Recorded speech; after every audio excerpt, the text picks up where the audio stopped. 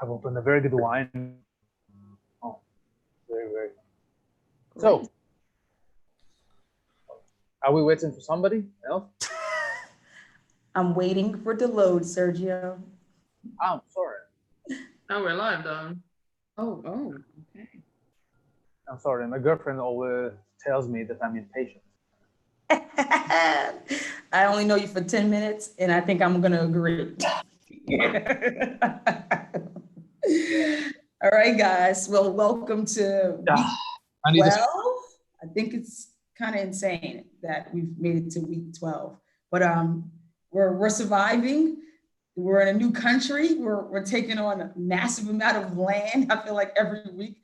So last week we had Australia, and today we have Austria, not to be confused, right? And it's great to be able to have a few friends, to have new friends, and dig into this, let's say, lesser known country when it comes to wine. So my name is Cha McCoy. I'm your host, certified sommelier from New York City, currently living in Lisbon, Portugal, and hope to return soon.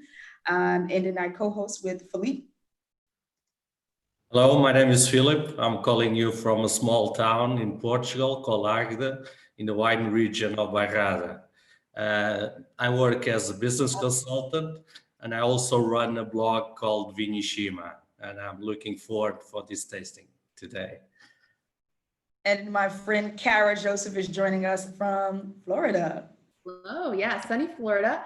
Thanks so much for having me. So I am Kara. I'm a certified sommelier and diploma level of the Wine and Spirits Education Trust. I have a business here in Jacksonville, Florida called Wine Inspired for education and events. And I will be going to work a harvest in Napa in the fall to explore that. Cheers. Yes, we're all jealous. Thank you for rubbing that in. One question. Do you know a friend of mine is called Roger Bissell, Kara? Ooh, Roger. Does he obviously works in wine in Jacksonville, right? No, not anymore. I think it's Chicago right now, but he was been living in Naples for a long time. I don't know anyone by that name, but maybe I'll see him in the future. All right. And then we have Katarina. Hello, I'm Katarina. I'm Swedish, but I live in Italy since 20 years. I started out, I'm originally a historian, a PhD in history. And then I turned kind of wine lover and then sommelier and wine writer. And I write mainly about Italian wines. So that's my kind of niche, also because I live in Florence in Italy. I also have a Wines of Italy live stream since 2015, where I interview Italian wine producers. It used to be weekly. Now I started it with the coronavirus. I started it up again. So we do it every Tuesday evening. That's been quite, people like it a lot. So, and it's in English, so it's a bit different than the Italian wine scenes where they're very focused on talking only Italian. They're not very good with English yet, even if they should be better. So, I mean, but I'm very happy to be here today to kind of learn more about this Austrian wine. And you're close enough, so hopefully you'll have a new appreciation for Austrian wines as well. So, and last but not least, we have Sergio, our resident Austrian today, even though he's not from Austria. Sergio, go ahead and tell the people about yourself. So, actually, thanks a lot, first of all, for the invitation. It's very nice being with you tonight. Actually, I'm living here in Austria, but prior to that, I've been sharing my life between France and Italy.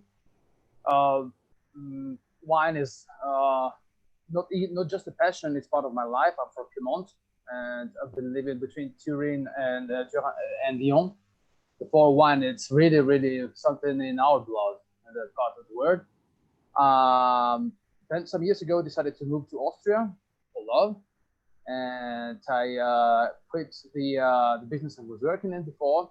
To finally get into the business that I really love, which is wine business. I have a small company importing super premium luxury products, distributing all over Austria, and preparing some export for Austrian winemakers. And I'm a sommelier, I have business and law education, and I love life. I love history very much. Actually, history is my real passion.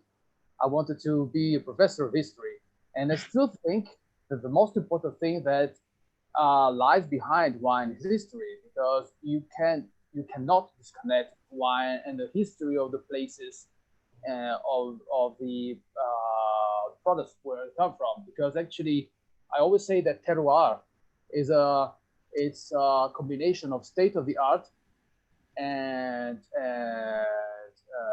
heritage. So the best wines are coming really from the places that are combining these two features.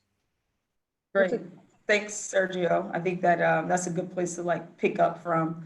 We're going to start with the questions that I have for you all, and then follow with our virtual blind tasting for you guys who are following along.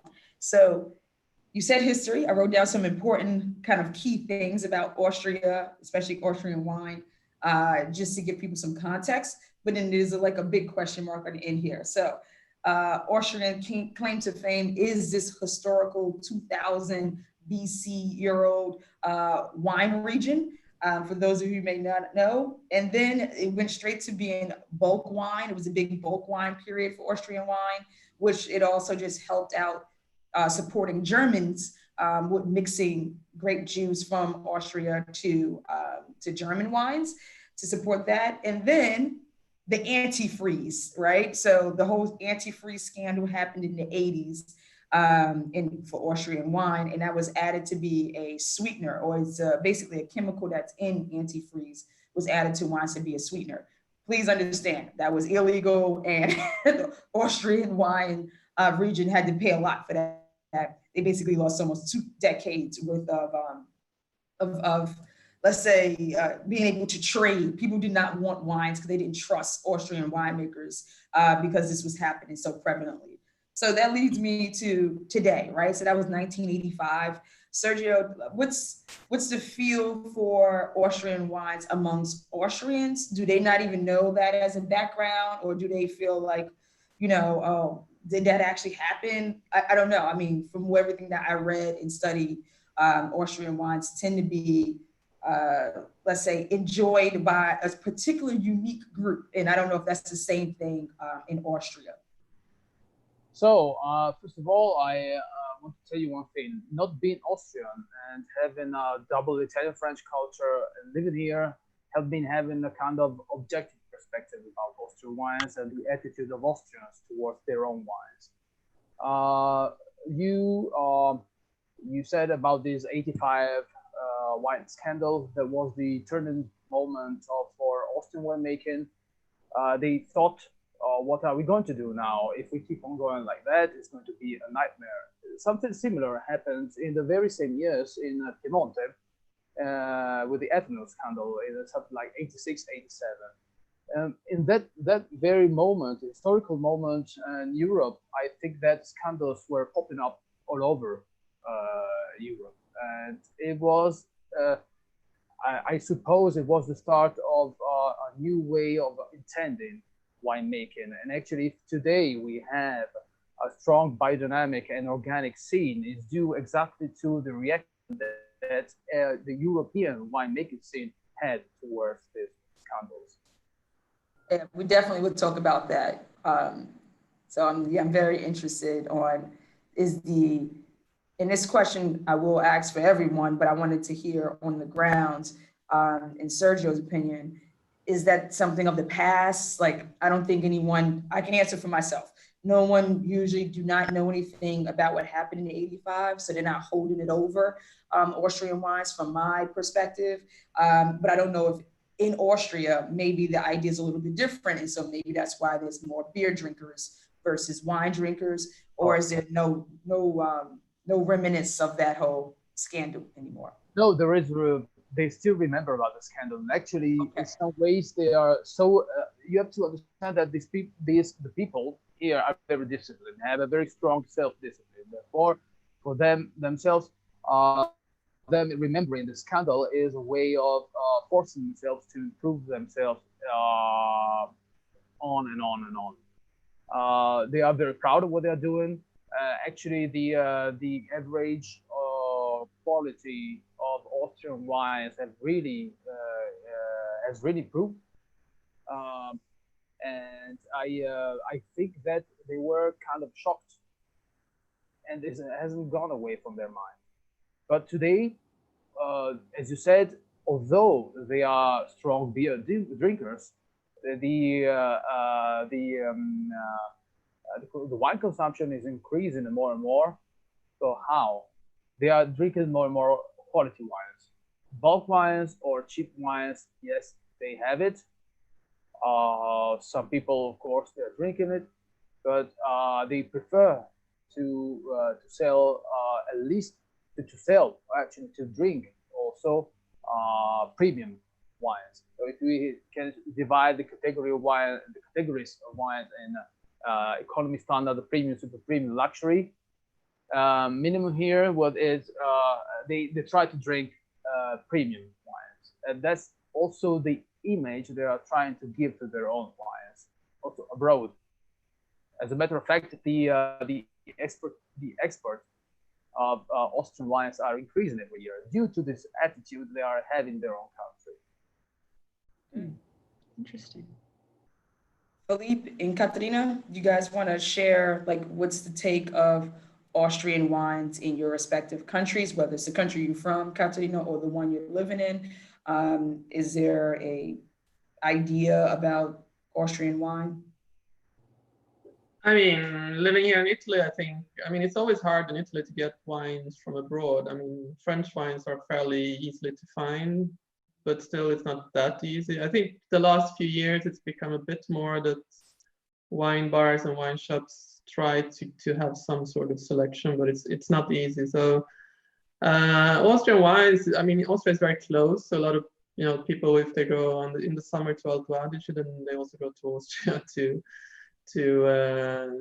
kind of go for a tour. So I mean, I guess they also buy Austrian wine. I think during the last few years, the Austrian wine, I don't know, what do you call it, like Wines of Austria or something, have done a lot of work to make Austrian wines more known. I mean, at least I have seen more about Austrian wine on the wine scene during the last 5-6 years than there was before. And I think also some grapes like Grüner Veltliner and others are very kind of present also in Alto Adige,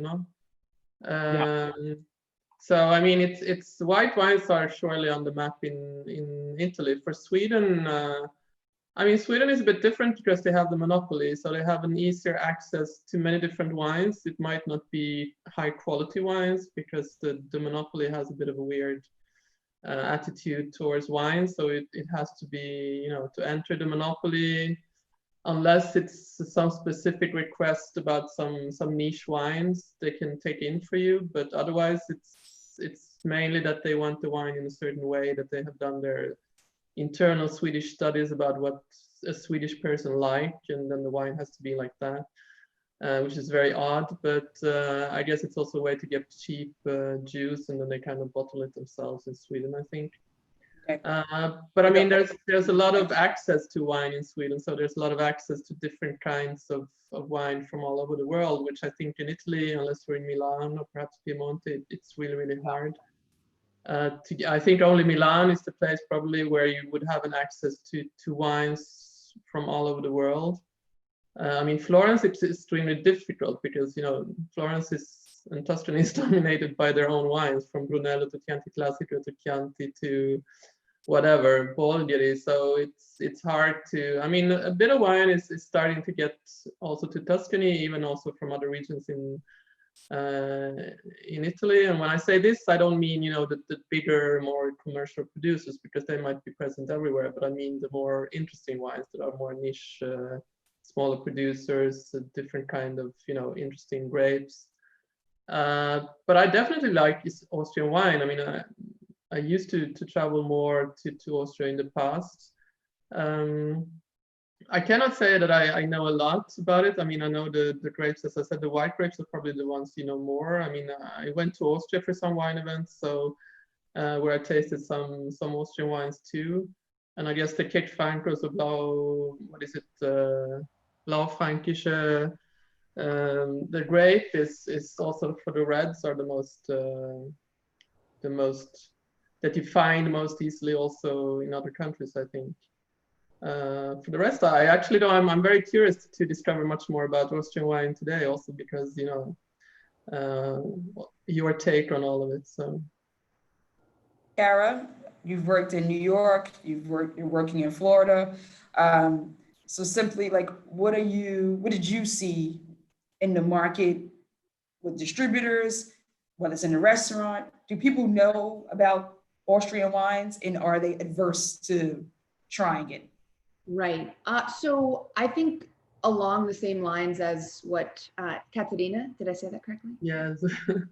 Along the lines of what she was saying, there's just not a huge amount of awareness, but I always find that when they taste the wines, whether it be Grüner Veltliner or a rosé from Blaufränkisch, because I've kind of worked with those wines in the past from very small producers. When I would distribute them, people always like the wine. So it's a very pleasing wine, but it's kind of still gaining traction, still gaining knowledge about the wines of Austria. But the smaller producers, the more family driven kind of operations, I think is alluring to people as well. So there's no way we can escape Austria without talking about Germany. It's almost unfortunate, just like when you talk about Portugal, you always bring up Spain. So, or vice versa. You can talk about Spain and probably never talk about Portugal, but it seemed like, you know, these kind of little brother countries or little sister countries like Austria is to Germany. They both have the Prädikatswein system, which is the ripeness system. But then there's also the DAC and the alcohol.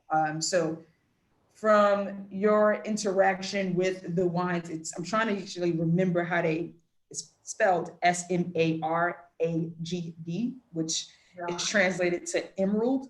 And that's the alcohol system that they basically rating their wines on. Yeah. So Sergio, what can you share about this? Are people on the ground in Austria knowledgeable about it?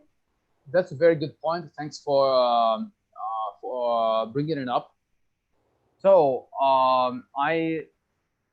for me, it was very difficult at a certain point when I arrived here in Austria to understand that although they are very disciplined when it comes to wine, the quality is very good, but still juridically, there is no uniformity. It's not like in France or in Italy where the parameters for wines are very strict. And actually, possibly there are two countries that, despite being Latin countries, in this case, they are very disciplined. In Austria, the classifications of wines are very much demanded to every single region, except for what is the system of Districtus Atria Controllatus. But it's something relatively new that started in the early 2000s. You are talking about the Wachau. The Wachau possibly is the region that is similar to the system of the Prädikatsweine in Germany, because they use the same system of sugar malt content. Instead of using the Oechsle grades, they use the Kloster Neuburger Mostbage grades. So it's very similar. So they say that the pyramid, the Grand Cru pyramid, it's composed with dry wines, off-dry wines, and off-dry wines that have some kind of tendency of being more, I don't want to say sweet, but something between off-dry and sweet wines. This is something that doesn't exist anywhere else in Austria. If you take into consideration, for instance, the neighboring region that I love very much. Pull the map up as you talk so that we can actually, since you're talking about the regions, you could continue. Yeah. I just thought it would be cool to just show. So you said right now we were talking about the Wachau. Go ahead, you can continue. Exactly. So that's the Wachau. That's the most western region of the Niederösterreich concerning, so the Lower Austria concerning winemaking, but my soft spot is mainly from Campbell, okay? Specifically for Campbell. Here you don't have the system of predicat wine. You have a system that is started to be similar. The Burgundian ones, so you have the village wines or the local wines, the base wines. Then you have the Erste Lage, the Premier Cru. And now they are studying the possibility of also classifying some specific plots as Großgewachs or Grand Cru. The discussion is still ongoing, but what I want to show to you with that is that although the two regions are neighboring, they don't really talk to each other in terms of wines. They say they are friends, but not the friends. Mm-hmm. And it's something that really struck me when I moved here, because I was thinking, like, why don't you have a unique classification for the whole country? At the end of the day, the whole country is 46,000 hectares, and Piedmont, where I come from, is 43,000 hectares. So it's here in Austria. I don't know what happened, but possibly they have a kind of internal competition that helped raising quality internally, the quality of winemaking. I still think that they should need a unique and national classification. Then, of course, taking into account all the specificities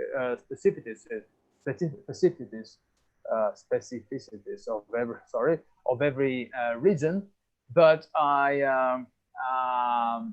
well, this moment, that's the way it is, right? It's a bit complex even living here. So I'm living in Vienna. Vienna has wines in a certain way, but then you have Campbell another way. Then you have Wachau another way. Then you have Steiermark another way. You look at, okay, wow, you're a small country. Please talk to each other. But it's, as I said, quality is improving a lot, and it's really interesting to try to find and taste wines out of the beaten path. That's very important, because there are some grapes that can be really interesting, and yeah. And I still think that the best region for red wines is not the one that we all know, but it's another one. Don't worry, I'll get to the grapes very soon. If you see my previous episodes, I always give away money, so don't worry. You'll have the opportunity to talk about your grapes. Do anyone else have a question? So I'm gonna go ahead and just, the actual topic or theme of this is actually trending naturally. And I think you brought that up in the beginning, Sergio, about the size or the amount of organic and sustainable wines there. So I'll be remiss to not spend some time at least talking about that right now. And so here's the stats. 75% of the wines made in Austria are all made with minimal intervention. 23% are organic agriculture. The organic wine sector rose from 3% to 14% in the last 5 years alone. And then 147 certified organic wines exist. So all of these numbers, and this is what, the Wines of Austria is really trying to promote and for people to get to know. And it feels very reminiscent to when you go to understand about Oregon, and their promotion is like, don't worry, we're sustainable. We're saving salmon and all types of certification. When you go to their websites or when you hear from their winemakers, it's like that's a big part of the push. We all know that natural wine is a movement and trendy. So regardless if it obviously is predates modern technology, and clearly that's how all wine was originally made. Right now, it's trending to go back to that idea. So it makes sense that in a country where they had a scandal for putting antifreeze in their wine, that now they want it to be a new story, right? That they want, hey, when you come to Austria, you can always get the seal of approval, which I'm sure all of our wines, if someone don't have it, let me know, have the nice flag at the top of the cap. For those who don't know, that's like, you already know you have Austria, they have their flag, they are stamping themselves. I think Portugal need to pick up on this because this will help a lot with identifying, you know, Portuguese wines and being proud. So they got a nice flag at the top. So dude, like, just, we're in a room full of wine professionals. Do you think this is helping? I don't think anyone's going to say no, but I mean, should we be looking at Austria as a country that is supporting this movement, natural wine, organic wine, in the best way? And is it easy for us to kind of, if we're making recommendations on the floor or in an article, to say, hey, somebody just said, I love organic wine, where do I start? Or natural wines, how do I like start? Should we start just saying, just try something from Austria? Like, is that an easy kind of go-to thing that we should go to now? Anybody can answer. I mean, I think, yeah, just based off of the stats you shared and kind of the image that Austria is presenting in terms of their, you know, renaissance of, hey, we made that big mistake, but now we're all about the purity, we're all about the representation of the terroir, we're all about making sure that our wines are extremely sustainable. So I think that is something that we as sommeliers or wine professionals sometimes forget about Austria. So that's a great point. I would say, yeah. Was it something that you used before? Did you normally think, okay, if somebody wants, like, they're geeked out about natural wine or organic wine, would you have normally said, check out the Austrian section, or let me show this client some Austrian wines? Would that be the automatic flip in your head, or no? You know, weirdly enough, even though, I mean, biodynamics, as we're probably going to get into, was essentially started there. Yeah. I still sometimes forget about Austria, which is, I'm glad we're doing this because it's kind of helping to put Austria back on my radar, back on kind of my scope to remember about Austria. So I would say I would forget. Okay. Anybody else when it comes to? I think that I'm not sure if I think Austria when I think natural wine, but I know that there are some nice smaller producers. But I can't say that if I think biodynamic or natural wines, I think firstly about Austria. But I mean, I'm sure it can be a good way for Austria to profile themselves also. I mean, I would think probably smaller producers. I know that there are also larger producers, but often I think about smaller producers in Austria, and so I think it could be a good way to kind of profile themselves, probably. Well, sustainability is really on the table in most of our countries and winemaking countries. I really can't say that when I think about Austria, I think about natural wines.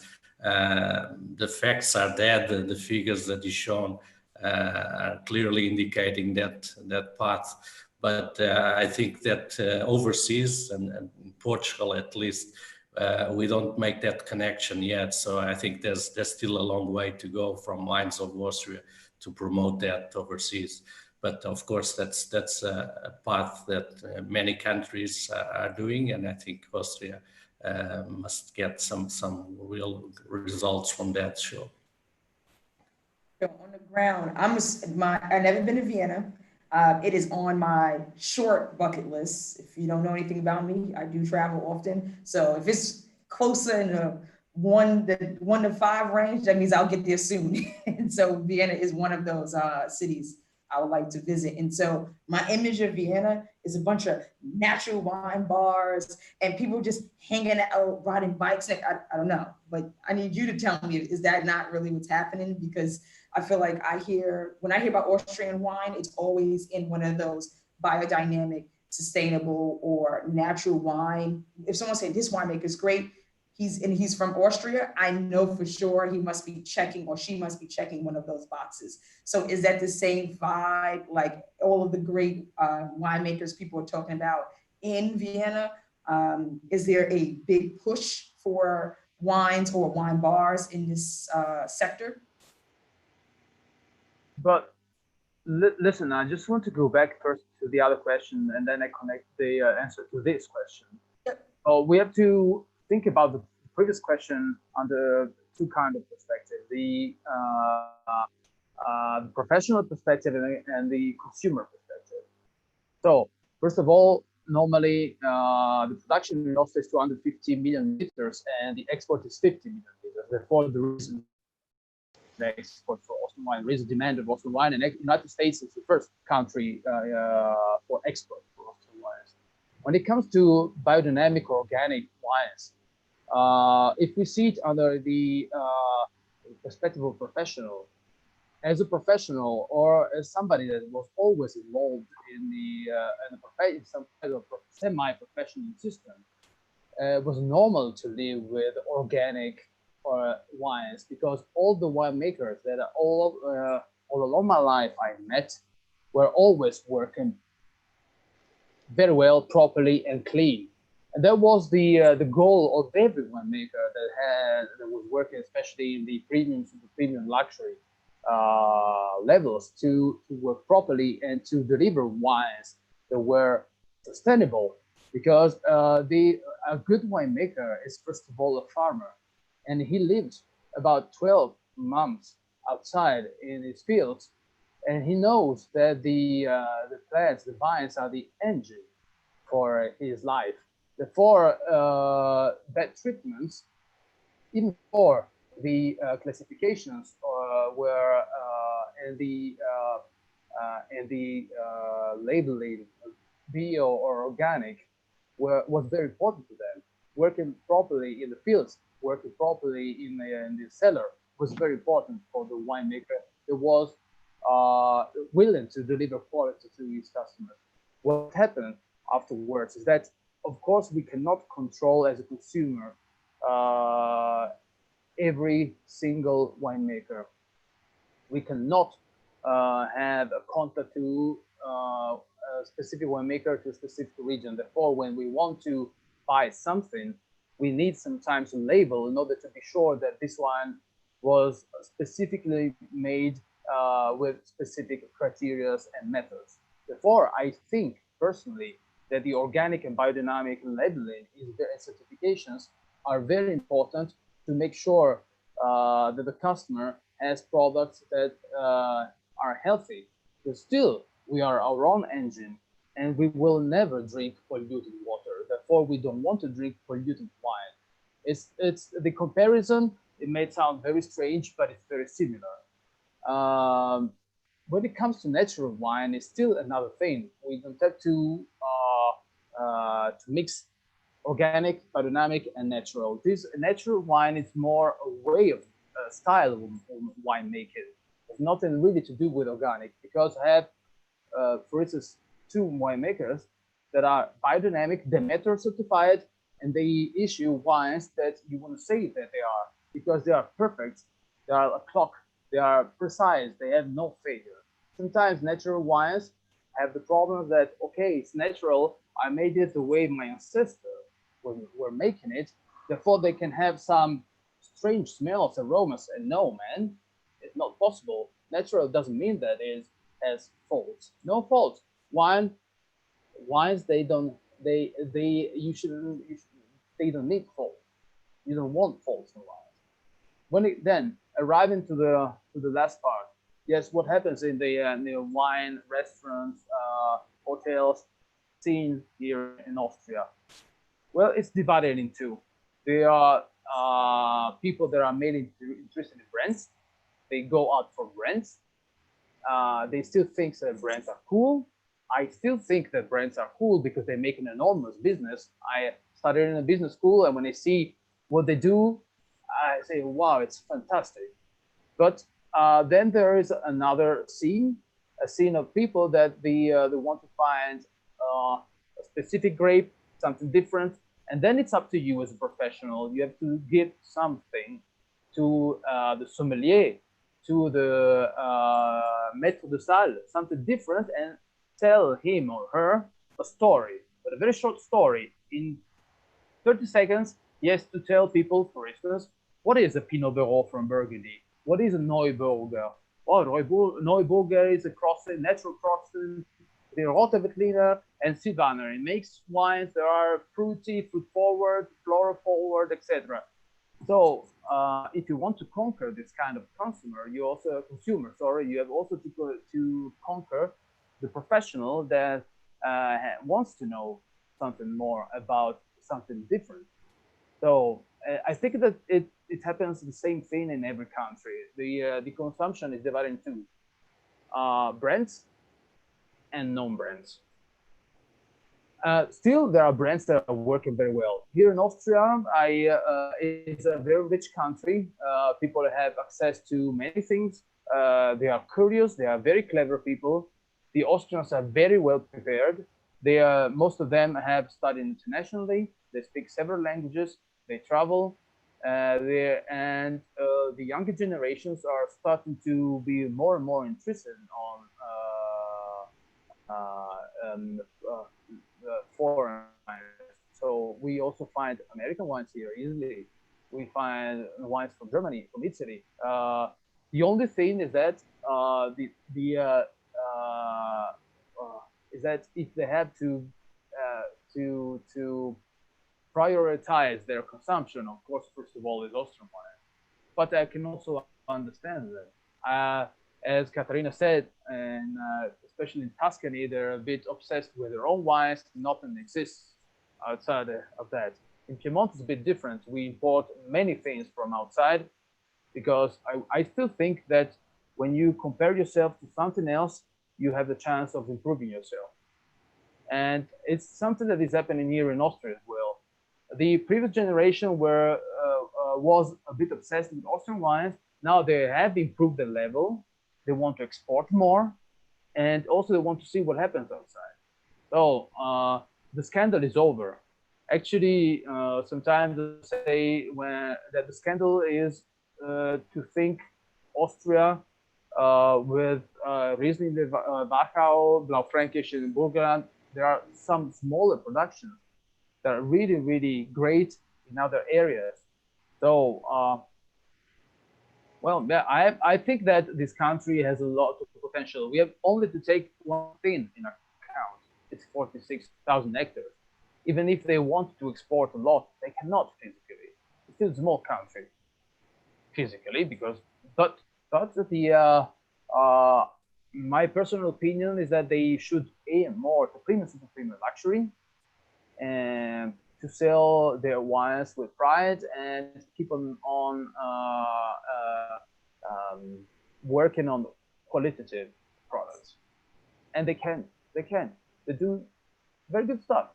And it's going to be impressive for Pinot Noir and Sauvignon Blanc in the future due to the climate change. Hey, can I just say something about the natural and biodynamic thing? Yes, please. So not specifically to Austria, but I think that there's also, like Sergio said, a bit of a difference to think about here, that I realized that sometimes internationally, when it comes to European countries like Austria, Italy, Spain, they don't think about that you actually have to realize whether you're drinking a big brand, a more commercial wine, or if you're drinking a smaller producer, and that you can't, sometimes it thinks that people are more obsessed about that they have to have a natural wine or a biodynamic wine, but in essence, a natural wine can be a conventional producer. It's just enough that it doesn't use chemical substances. So it doesn't really have any, in the end, it doesn't have any significance that you say, I only drink natural wine, because what does that mean? It means that the wine still has to be good. There can be natural wine producers, as Sergio said, that makes wines that still are imperfect. So then it's not really a good wine, is it? And why do you want to do that just because it's a natural wine producer? So sometimes I think like, it's not a question of of course it's a question that you're sustainable, but it is not a question of whether you're organic, biodynamic, or call yourself a natural wine producer. It's a question about what kind of sustainability you have in your vineyard. So you can be a conventional winery because you don't want to do the bureaucracy of becoming organic or biodynamic, but you're still more sustainable perhaps than an organic winery. I don't know if I mean, in Italy at least it's like that. I guess it can be like this also in Austria if they have less restrictions and less. Katarina, I think it's very important what you said, and there is something that I always say to people. A big divide in wine, it's well made or it's badly made. And personal opinion is something that comes after that. I've seen so many people telling me, but it's a matter of taste. Listen, have you seen yourself? There are some people that don't have any taste and they still pretend they can recognize a good wine. But the good wine, as I said, it's a question of quality or technical winemaking. Yeah, no, for sure. Sometimes wines that I don't like personally, but I have to choose them for my customers. Therefore, I have to know if the wine is well made. I don't like very much. So I mean, mainly Port Champagne, but I don't like very much Blanc de Blanc. Still, I can recognize it for Blanc de Blanc is well made in order to make my people happy. That's the same thing here in Austria. I'm not very fond of Zweigels, but I can find a very good Zweigel. So when people are telling, "Oh, I only drink natural wine," okay, I only drink conventional wine. The most important thing is that we as professionals, we have to find a way to tell them, "Hey, we are the professionals. We can deliver you products that are healthy, well made, and then you can do whatever you want. You like it, you don't like it. My job is done."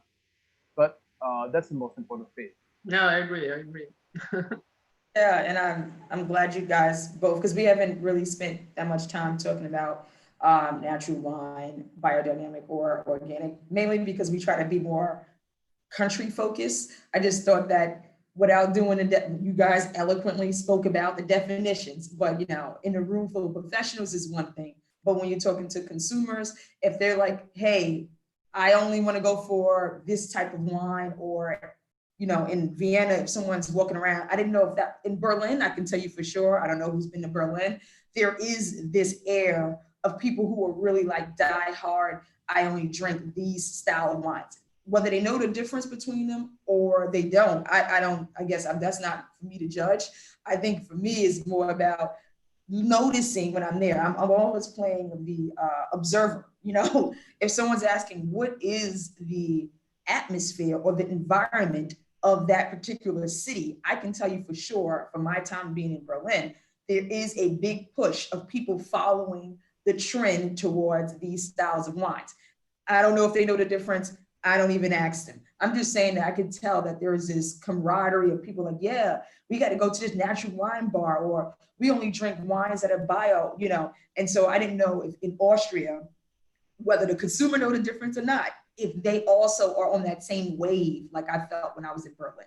So that's what I was asking, because that's the vibe that I'm seeing in my head about. No, I understood that. We just got into more technical stuff. Well, okay, yeah. I'm like, I think that understand all of us in this room, we all know the difference between them all. I think it was more about the people who are just out there like, yeah, I really just want natty wines. Is that the thing in Vienna, or is it not a thing? Is it just all in my head? I didn't know if that was different. So no, listen, yes, they know the difference. That's why also I'm dealing with those wines. And at the same time, they're really looking for some suggestions. So I still think that, generally speaking, the consumers in there that really don't know what they are drinking. Therefore, they really rely on us. The tendency here is to drink a lot of Grünerveltliner, of course. They have all their own personal brands that they like. So when you let them discover something different, most of the times they are surprised. The real thing that people are focused on here is the style of the wines rather than the labeling of the wine or the certification. So as I said, the winemaking scene is changing a lot. They are producing wines that are more and more Burgundian. Well, the average Austrian consumer is not used to that. They really like acidic wine. They like very acidic Grünerveltliner or very floral Gelbe Muscateller, or very thick and deep Blaufränkisch. Therefore, when you present them or when you taste with them some wines that are really maybe on the forefront of the new winemaking scene, they are a little bit surprised. So what is really happening here is not really conventional and organic or natural wines. Rather, there is a change in in the consumption habits. And I think the next generation will get used to drink very good wines, because there is between fathers and sons as winemakers, father and son owning a winery, and they were fighting to each other. So the father gave up, and finally said to the son, "Why are you making wine this way?" "I make wine this way because it's much better." So it's a big shock. The big divide here is not natural conventional, is the style. The style is changing a lot. The country really has a great potential, because they are starting to know how to make wine very well. And that's a bit shocking for them. For me, no, I'm very happy. For them, it's really something like, oh, it's I thought I wanted to have an overripe, over extracted, super concentrated Blanc Frankish. Why it's 14.5% alcohol? Why yours is 12.5 now? And wow, it's really, you have to all trust me. Before, the difference between this previous Blanc Frankish and the new Blanc Frankish, same winery, father son, the difference is incredible. The new wine is immense. It's something like you can note for 92, 93, 94 points. Before, people are not used to it. You can give them natural, conventional, still they are not used to what is changing. It is new way. So yeah, natural wines, like there are some shops specialized in natural wines. Yet I think that the movement is the change in wine consumption somewhere else here. Okay, thank you. So this is my final question before we get into the tasting. And so I mentioned earlier, I give out money to folks, and every session I get to play fairy godmother, everyone's Oprah, okay, Auntie Oprah. And so the main 6 grapes, red and white, of Austria are the following: Gruner Veltliner, Chardonnay, and then Sauvignon Blanc. And then for the reds is Ziegelt, Blanc Frankish, which Sergio just finished talking about, and Merlot. And so of course, there's other grapes beyond that grows there. But I'm giving you money. You can only invest in one grape. Which grape would it be? So you're gonna plant one vine, and it's gonna be full of one grape, and it's in Austria. Which grape would it be? Katarina, let's start with you. Okay. Katarina? Oh, me, I have to start. Yeah, which grape would you pick? But would it have to be between these 6 or anything? If it's another grape, but is it another? You can pick another grape. No, I think I would choose Austria. Blanc Frankish, because I kind of got passionate about Blanc Frankish. Okay, cool. So I would probably put everything on that. Okay, there you go. All right, I agree. I don't mind. I'll give you the money for that. If someone has another grape they want to spend the money on, as long as it's from Austria, I'm fine. Go ahead, Sergio. Which grape were you going to say? Well, I think that the best red grape in Austria is St. Laurent. St. Laurent is a crossing of Pinot Noir and an unknown grape.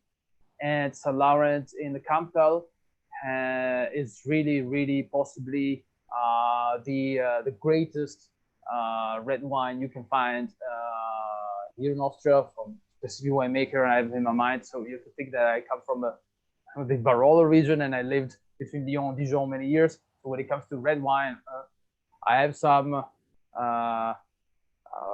habits. I'm used to them.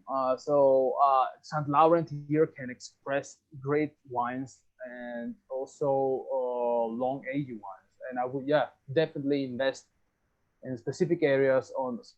Laurent. Yeah. I don't know if you've seen a smirk on my face, but that was my grape. So you definitely got my money, okay? It's funny because I'm drinking a white today for the tasting, which everybody will see soon, but I was digging real hard to find a St. Laurent to have today for this tasting, but I couldn't find it. The place that I go to was sold out. So yes, I agree with Sergio. He can take all my money. Kara, what you got? What's next? Where's the money? Where's the money? Where's the money? Where's the money? I want the money. Show it to me. The money. Thank you. Hey. Sergio, which region would you which region are you planting the St. Laurent in? Capital. Okay, capital. All right, Kara, which grape? Pinot Noir in Austria. Okay.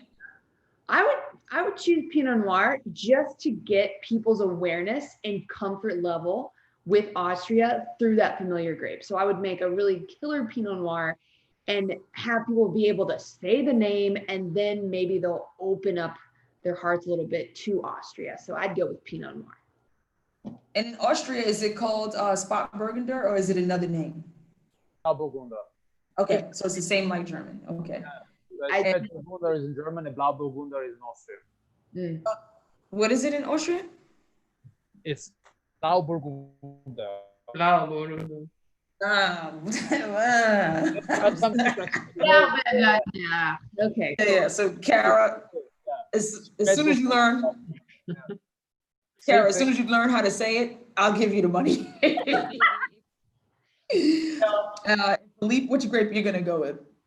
Yeah, so as I love my sparkling, as you know, I would go and invest in a vineyard of Gruner Veltliner to make some sect, Austrian sect, to use that great acidity from Gruner to make some very good sparkling wine. All right, I should have known. I forget. That's you. You got it's a warm, fuzzy place in your heart from some sparkling wine. So, so awesome. So we're gonna go straight into tasting. Sergio, I know you have to go first, so I'm gonna let you go ahead and do your tasting for your wines, and then we'll take it from there. So actually, I took some notes because sometimes I have problems with my brain. So brain problems. I have lack of memory right now. I studied too much, and my brain is not working any longer. So it takes a time out. Okay. So listen, that's the wine. Okay. Do you see it? Yes. Okay. So so crystal clear, golden yellow. Okay, and viscosity, medium to fat. Okay.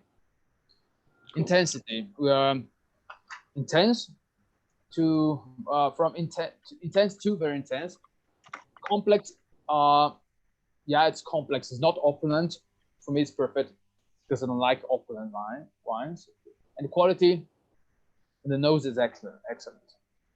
So the descriptors mainly are three. It's minerary, fruit forward, and bready. So I took some notes, and you have of course petrol notes, ashes, bread crust, apricot, and citrus notes. When it comes to the palate, so it's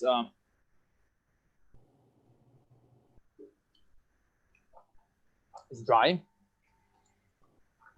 It's medium in alcohol, smooth, crisp, and salinity is moderate. Okay, it's balanced because we both nose and palate express the same aromas. Is intense again, so again it's very balanced, persistent and excellent. Structure is medium bodied. Edge potential status is young to ready. Okay. And harmonious. That's it. You said the acid was high? I missed that. It's crisp. Crisp, okay. Yeah, crisp, yeah. Can I get the vintage of the wine, and can you remind everyone of the region that it's from? Okay, so vintage is 14. It was a fresh vintage. Okay, cool. And the region is capital. So you guess it? Who's guessing it? Who's guessing? I guess. Take a guess. You want me to go? Yeah. Anybody? Well, go ahead. Which grape? What do you say? Riesling. too easy. When I say Petro notes, it was too easy. I know. Sorry. No, I said Petro notes. It's basically incorrect. But that was a good, great descriptions, I would say. No, but great. You are a very good professional because. And it's interesting because I thought that Riesling would be one of the higher grapes in plantings, but it wasn't. The top three were Gruner, Chard, and Sauvignon Blanc. So I would thought Riesling was going to be the second grape after Gruner. So I think it was interesting for me to see that as well. It's 4.3% of the total surface. Wow. Yeah, that's not enough at all. Yeah. Okay. No, but I still think that it's better if there is not enough at all, because they can set it with a higher price. I still have the commercial mind. Have the lower yields and then sell it for higher. Yeah. Yeah. I think that it's very important to start as a player in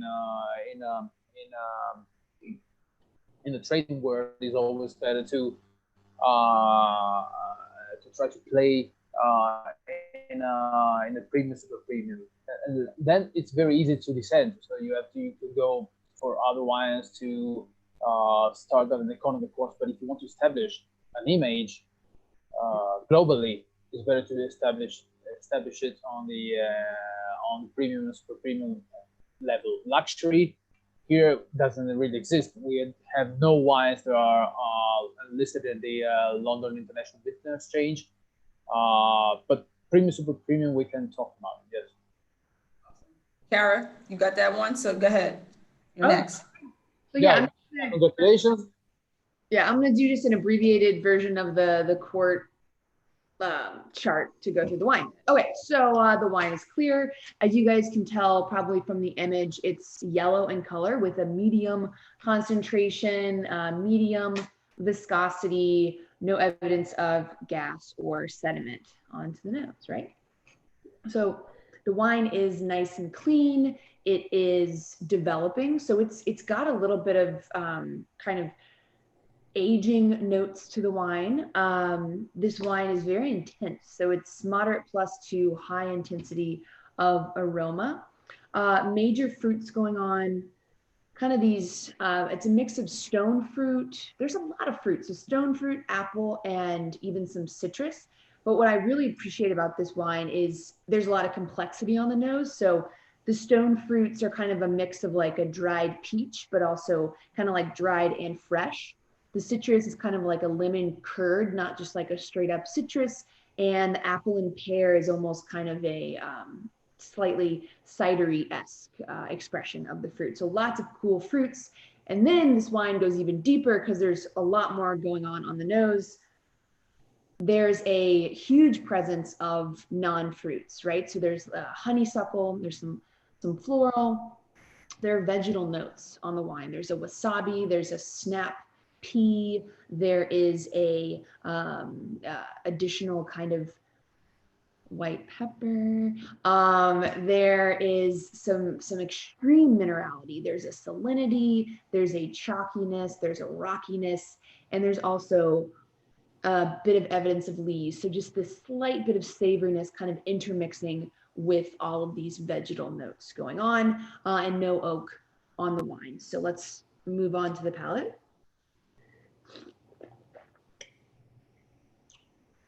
Yeah, really complex, interesting wine. It is dry.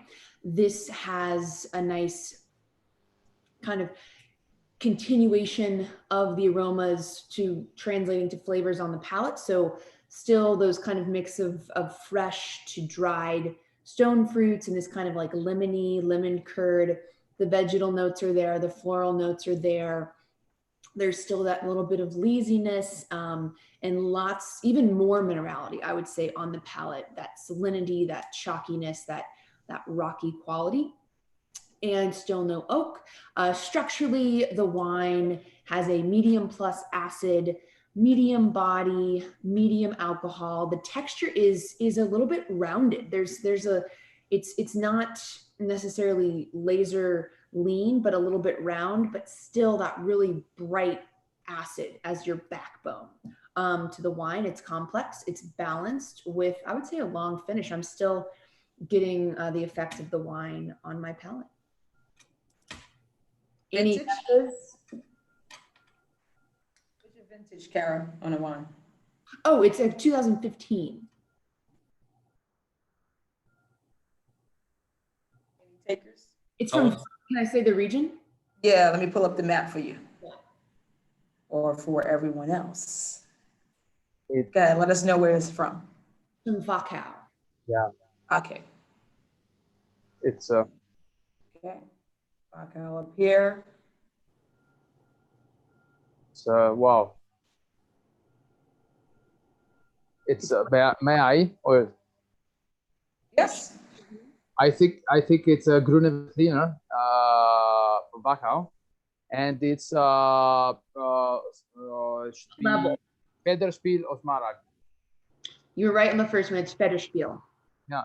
So, and I also you have described it perfectly, because you described perfectly wine from 15. It was a warm year, and the description is perfect, because Grüne Veltliner, when it's very well made, you have the citrus notes, citrus zest notes, but pepper, a lot of pepper.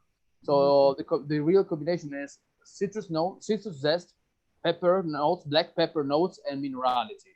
So you describe it perfectly. Congratulations. Great. The year also, it's well, Awesome. and also the color is beautiful. Awesome. Both can show your bottles now that we know what you got. Awesome, right? I did. Domaine Wachau. Okay. Wachau. Oh, Goebbels. Gobelsburg, yeah. Oh, yeah. Super classic. I love the wines from Gobelsburg. I'm befriended with the winemakers, and still think that is one of the two best winemakers in Austria. And for red wines, of course, the white wines are great, but their Zweigelt and Salon Reserve are something incredible. I had the chance of tasting St. Laurent Gobelsburger Reserve 2004 a couple of years ago with their owner Zalto, blindly, and he said, "What?" And it was really great wine. So one day I'm gonna make it to Austria. It's gonna happen. It's gotta happen. Well, I'm coming. Well, now I know Sergio, so I'm gonna call you. Say, Sergio, I'm down the block. Okay. All right. So, Katarina, you're gonna pick up now. Sergio, whenever you need to leave. Totally up to you. I'm sorry, because I would have loved to. Thanks for sticking around as long as you did. I tried to stay a little bit more. Yeah, but thanks a lot. It was very nice meeting you all. Hope I was of any help to you. And if you have my contacts, you can contact me via Facebook or LinkedIn, and let's stay in touch. Okay? Yeah. And anybody that's watching, if you want to stay safe, okay, and healthy. Nice to meet you, Tom. Cheers. Likewise. Ciao, Sergio. Ciao. Adeus. Adeus. Yeah. Hey, Katarina. Okay, so I have, even if you all know it now, but this is a very golden hue. It's almost a bit orangey. Yeah, bring that one a little closer to the screen. Let everybody look at that color in there. So as you can see, it's very dense or quite high density. It's very, very complex. On the nose, you feel, of course, the bitter alcohol, even if it's not very alcoholic. You feel the sweetness. You feel a lot of flavors that are more kind of candied, from candied fruit, candied passion fruit, red currant. You feel also, I would say, even if it's, I read through the different descriptions, but I would feel also some kind of orange blossom, like these white flowers, but in a more kind of aged way. You feel a lot of a bit caramelized form of the wine, and the acidity is still extremely good. And on the palate,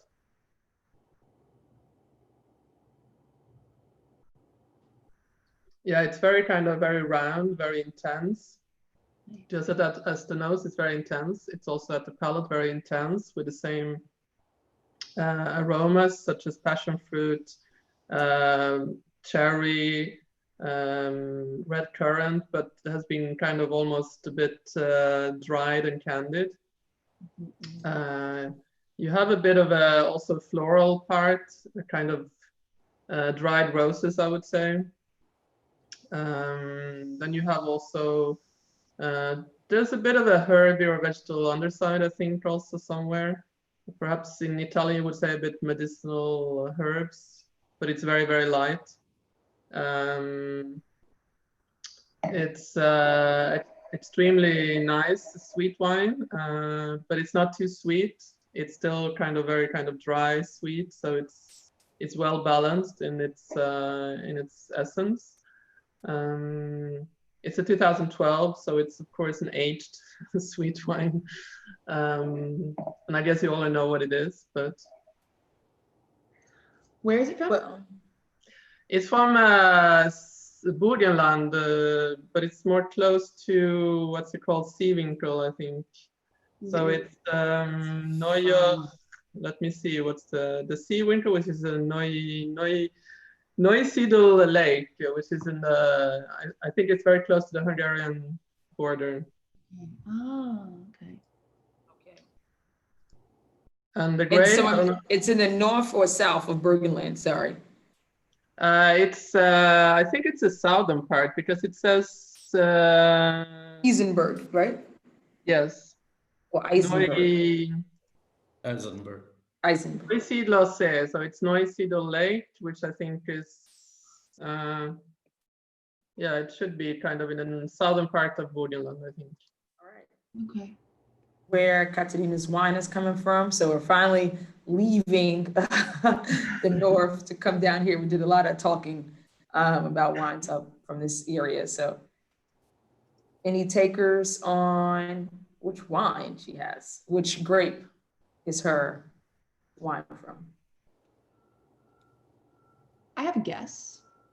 I want to go a little different. I think maybe a little bit more obscure. Rulander? Is it Rulander? That another name for Pinot Gris? No. Damn.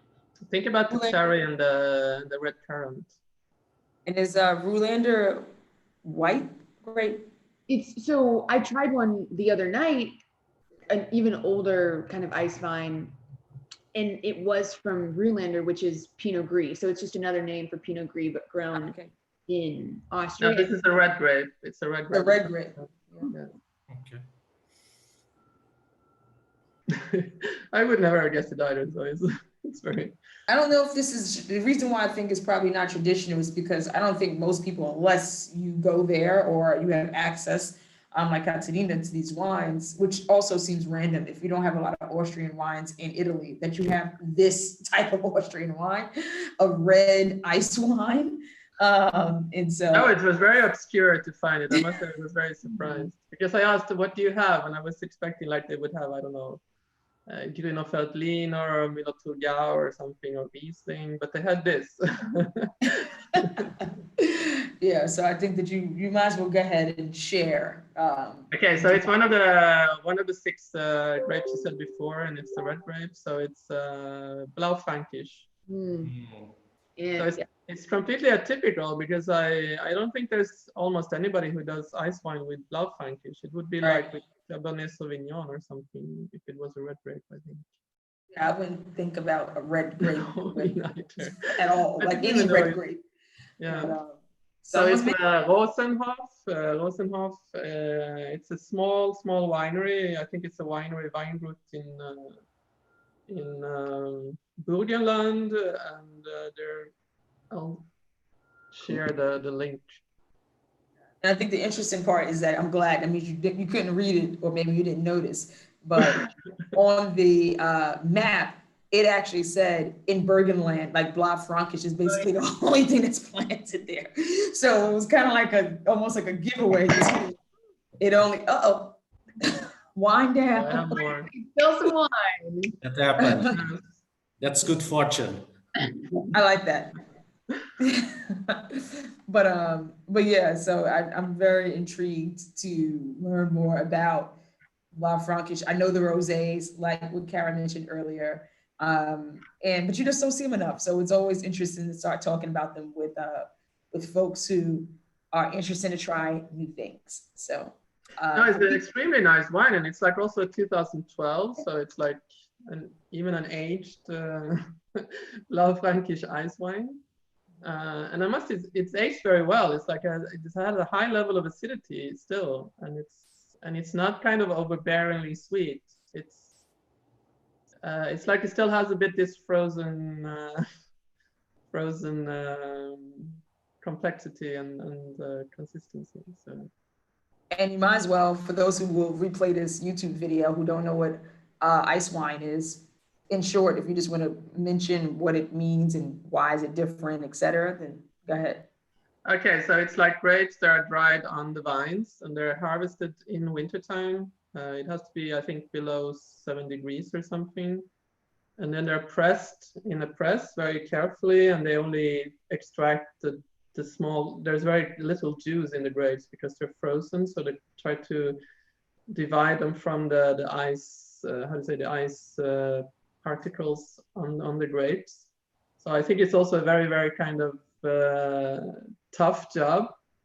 And the must or the juice that is pressed out of these grapes is very, very, very little. So of course that's also the cost. And then it's also, I think, very laborious to do the winemaking because the fermentation has to follow certain steps, I think, also. So it takes a long time to make.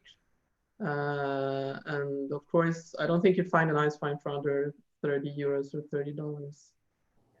And it always come in these beautiful tiny bottles like the one you just showed. So thank you for that. Filipe, go right ahead. Yeah.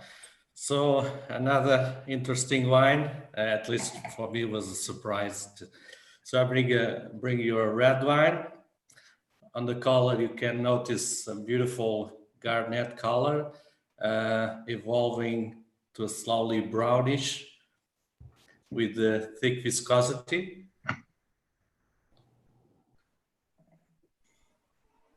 On the nose, you can feel notes of berry, ripe berry.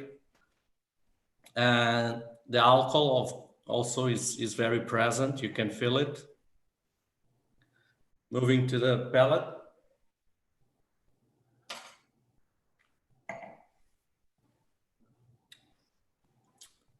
Sweetness, you can immediately feel it. Very mild coating, very velvety also. Again, the notes of the ripe berries come again. It's very elegant wine, nice structure. Alcohol is definitely high, but it has a great balance between the fruit and the acidity.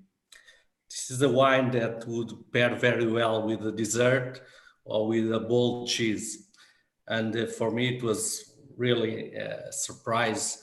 I can say the region, if you can show the map, Cha, is from the Carnuntum region. Did you find that on here? Yes, Carnuntum. Oh, up here. Near the border with Slovakia. Carnuntum. So that's the region.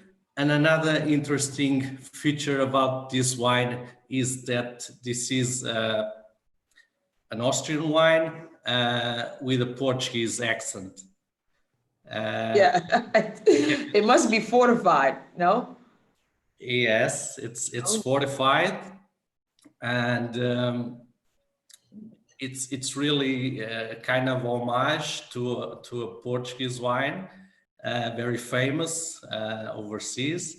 So fortified Portuguese wine, overseas, famous. So the style is really that. This is a dessert wine. I already gave you the information about the region. What else? 20% alcohol and 50 grams of residual sugar. Ooh. Okay. So I think is it a single grape or is it a blend? It's only one grape. It's made only with one grape from that region. Anyone want to? Well, I have more questions. I'm sorry, before someone take a guess. You mentioned berries, but is there an obvious like red or blue or black berries, or is anyone like stronger than the other, or is there anything beyond fruit that you also picking up in besides alcohol that you're getting from that? You get also a sense of chocolate cacao, also some hint of cacao, and the fruit is really kind of wild berries, very ripe wild berries. Okay, but no red versus black versus blue. No. Just seeing. Okay, there's a bunch of berries. Okay. So yeah, this is only one grape, and it's from that region. And I'll come back again with the story of this interesting partnership once you figure out the grape. But is it because you talked about the thing with Portugal, but I guess you mean that it's a Porto-like wine, which is fortified. But could it be like the Blauwe Portugieser grape or no? Sorry, is that the... Could it be the Blauwe Portugieser grape or no? No, you are almost there. Weigelt. Sorry? Weigelt? No. But it's Blauwburgunder, no? It's Blauwe. Blauwburgunder. Yeah. Okay. Oh. What grape is it? Now I'm lost. It's the Blauwburgunder, which would be like the Pinot Noir. Wow, see, that's surprising to me. No, it's Blauwe Frankish. Oh, okay, that's what I thought. I was like, now I was lost. thinking about that. I'm like, I thought I knew all the wines. Now I'm like, he tried to surprise me. It's really Blauwe Frankish, and even the label is in Portuguese. It's called Saudade, which is hard to translate. It comes like homesick feeling. So, and this is a partnership between the local Austrian wine producer called Moer, Dorley Moer, and Dirk Niport, which is quite famous in Portugal. So it was a partnership between these two winemakers, and they made this fortified wine in kind of homage of port wines. So the technique used is similar to the port wines, but only made in Austria and with Austrian grape, the Blauwe Frankish. So it was interesting to me to find this wine and the story behind it, because I never knew and never guessed that we would get some kind of Portuguese influence on this kind of Austrian wine. So lovely surprise. So cheers, Saudade. Cheers. Yeah. But it's interesting that they use Blauwe Frankish for so many wines here. That's right. So I can go right into mine. Yeah. I've been trying to get it while it was cooler because, like I said, I ran late with mine being in the refrigerator. So let's keep going. So the intensity on, well, you see the wine, sorry. So I have a nice, maybe I would say a deep straw color, no variation on the rims, slight sediments, but I think it's just small from gas or tartaric acid, sorry, just lingering around. I would say on the nose, it was medium intensity, mainly spices first and then citrus fruits. So more like tarragon, even a cumin powder. And then I'll go into like orange peel or orange oil. There is this lemon curd effect that comes, but it's after the spicy notes that you get on the nose first.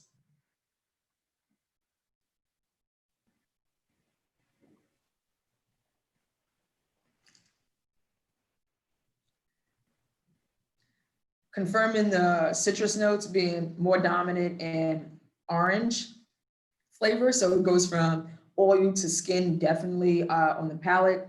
Then the wine is dry. Then you also actually pick up more interesting flavors that are more tropical, even on the back palate. On the mid palate is a hint of the spice, but it kind of dissipates. That's more on the nose. For structure, I would say the acid is medium at most. It definitely has this cloying feeling, but it dissipates very fast. It's not lingering. This is a 2018, so fairly young version of the wine as well. A lot more tree fruit, white pineapple, so some nice underripe versions of the fruits as well. So the white pepper is there, but very subtle, not overly robust in that case. Anything else you guys need to know? Body, I said it was light. The body actually is medium body. I thought it would be lighter from the style or the versions I normally would have, but this one has some nice round feeling on texture on the cheeks. So, where are we? We are in Kemptl. Yeah, I was gonna guess.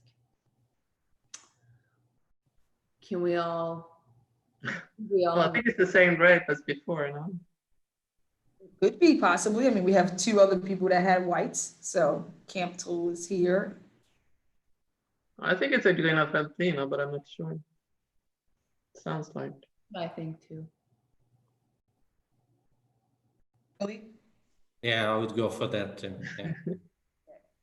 Yeah, and you know what's so funny is because I didn't know anything. I love schnitzel, but now that I know that's part of their culture, it's like all I want is a schnitzel with it. It's like I just wanted to code I want the acid to be balanced out with the fried, chicken breast. It's like this is perfect for that idea. So yes, everyone, it is a Gruner. It's younger than Karas, and it's from another region, which you heard Sergio speak so eloquently about. Is that Kemptl styles versus ones from the Vacal will be completely different and they don't speak to each other, or maybe you just have a different expression of it. So in this case, it was interesting knowing what she had, but she didn't know what I had. Hearing her talk about the tasting, because I was tasting along with you because some of the things I was getting, but not as much as you seem to have it more pronounced in that area. So I was like, mine is way more subtle. And then that's why I asked you your vintage again, because I wanted to, like, maybe it was just the age difference, but it may just be winemakers' style difference as well. So, but thank you all. I hope you enjoyed your Austrian wines and that you will. A lot. We had Sergio on here. He was very passionate about Austria as well as many things about wine. And so, so hopefully I can get some more tidbits from him later as well. But so if there's not anything else, that's the end, or that will conclude our session 12. Thanks for hanging in there. And Kara, you run a little low. I know we've been cheersing this whole time. We got to do one final toast to end it, okay? Go ahead. You said okay.